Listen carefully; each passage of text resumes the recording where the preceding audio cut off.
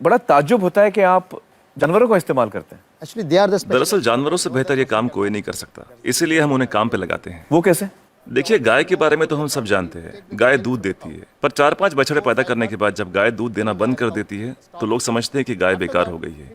इसी तरह लोग कचरे को भी बेकार समझते हैं, पर माइनस और माइनस के मिलने पर ही प्लस बनता है। To minus always plus. बस इन दोनों चीजों को साथ में जोड़ने की जरूरत है। And every 4 hours we collect in the bulk इसलिए हम सब्जी मार्केट से हर 4 घंटे में बचा हुआ माल उठाते हैं। fruit mandis. So there's कुदरत ने हर चीज के लिए वक्त दिया है, अगर उस वक्त के अंदर आप सही इस्तेमाल कर ले तो वो चीज बेकार नहीं रहती, उसमें से कुछ काम की चीज निकलती है। resource.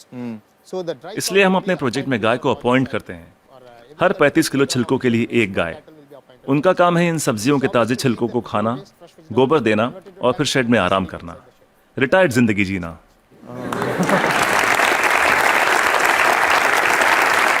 within 8 hours time. सिर्फ 8 घंटे में सारा कचरा घट के गोबर के रूप में 1/4 हो जाता है, The entire waste. और इस गोबर में काफी मात्रा में ईंधन वाली मीथेन गैस Once होती the है। dung comes out. हम तुरंत गोबर को बायोडाइजेस्टर में डाल देते हैं, इसमें से मीथेन गैस निकल जाती है और हमें बिना मीथेन के गोबर का एक घोल मिलता है। Methane free cow dung slurry will come out.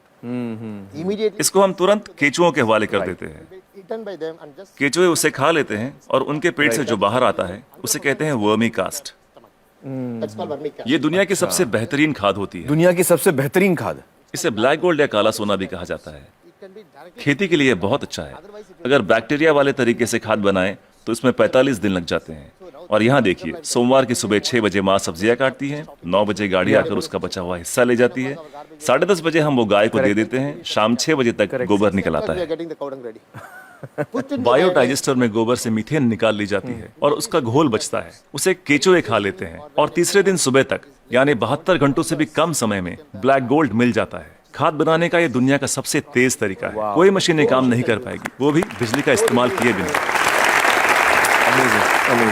देखिए, आपके पास जो मोबाइल फोन है, चार्ज न करो तो बेकार है, टेक्नोलॉजी फेल हो जाती है, लेकिन गाय जो भी खाती है उससे एनर्जी बनाकर हमें देती है और गाय को रोज चार्ज भी नहीं करना charging पड़ता। the cow every day.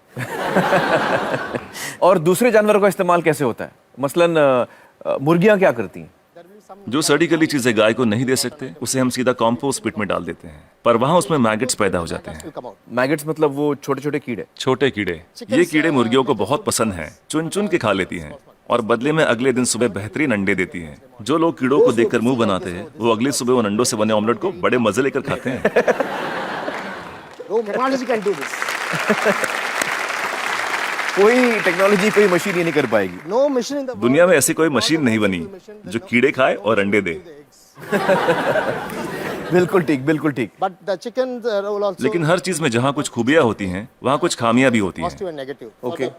मुर्गियों के साथ एक परेशानी है, आप चाहे पूरा दिन उनसे काम ना लें, आराम करने दें, In the daytime, फिर भी वो रात को काम नहीं करेंगी। night time it never work. तो रात को कौन काम करता है? For that रात we को are हमें मेंढक को काम पर लगाना पड़ता है और वो सिर्फ नाइट ड्यूटी ही करते हैं।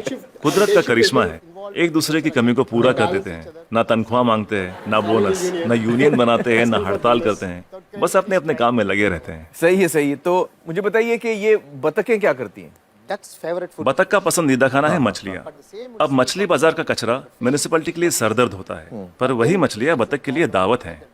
तो अगर आप हर 3 घंटे में मछली बाजार का कचरा उठा के बतखों को दे दे तो ये तुरंत हजम कर लेंगी। 15-20 मिनट में सब कुछ सफाचट, और कचरा अगले दिन बतखों के खूबसूरत अंडों में तब्दील हो जाएगा। The whole thing will be contained with beautiful eggs.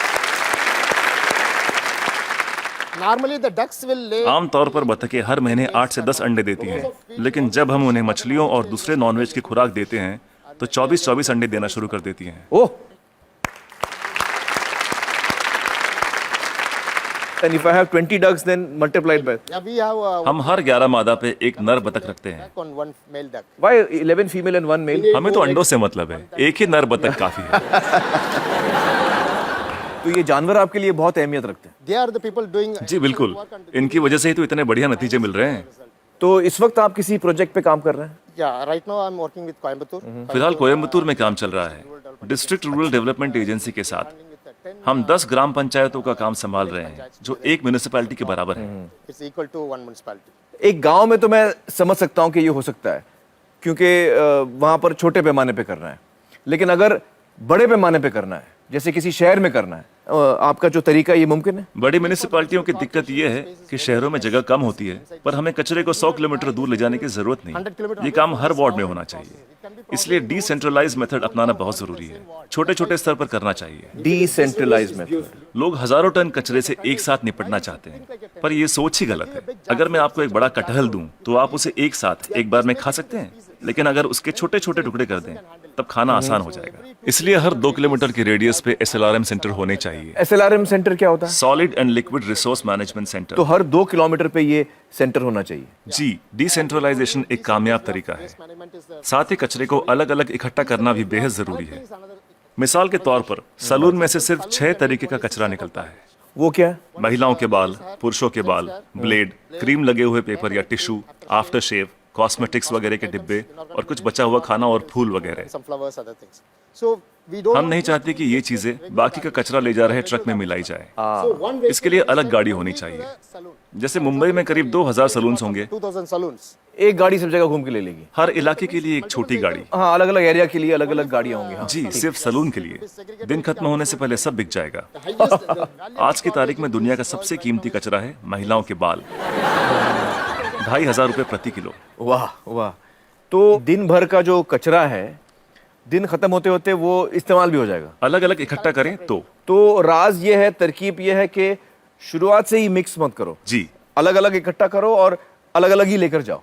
तो आपके पास इसका पूरा प्लान है, मास्टर प्लान है? बिल्कुल है। वाह वाह। That's- तो मुझे बताइए कि ये जो आपका मॉडल है, इसमें खर्चा कितना आता है? See, this is totally self-sustainable. देखिए, ये मॉडल अपना खर्च खुद निकाल लेता है। Experience, I'm telling you. मैं अपने तजुर्बे से कह सकता हूँ कि आपके घर के हर रोज के कचरे से 3 रुपए वसूले जा सकते हैं। Garbage. मतलब आप अगर मेरा कचरा लेंगे तो आप मुझे 3 रुपए देंगे? उसे 3 रुपयों में बदल सकता हूँ 3 रुपए में तब्दील कर देंगे, बदल देंगे। और कचरा उठाने का कोई भी चार्ज लिए बिना। तो मुझे बताइए कि अगर मुंबई जैसे शहर की जिम्मेदारी आपको दी जाए कि इसको आप साफ कर दीजिए, तो आपको कितना समय लगेगा, कितना वक्त लगेगा आपको? कम से कम 18 महीने। मतलब 1.5 साल। तो मतलब 1.5 साल में आप मुंबई की काया पलट कर सकते हैं। Yes. Ji, it's possible. बिल्कुल कर सकते हैं। बहुत बहुत शुक्रिया श्रीनिवासन जी, बहुत ही कमाल के सुझाव आपने दिए हैं। बहुत बहुत शुक्रिया। Thank you so much.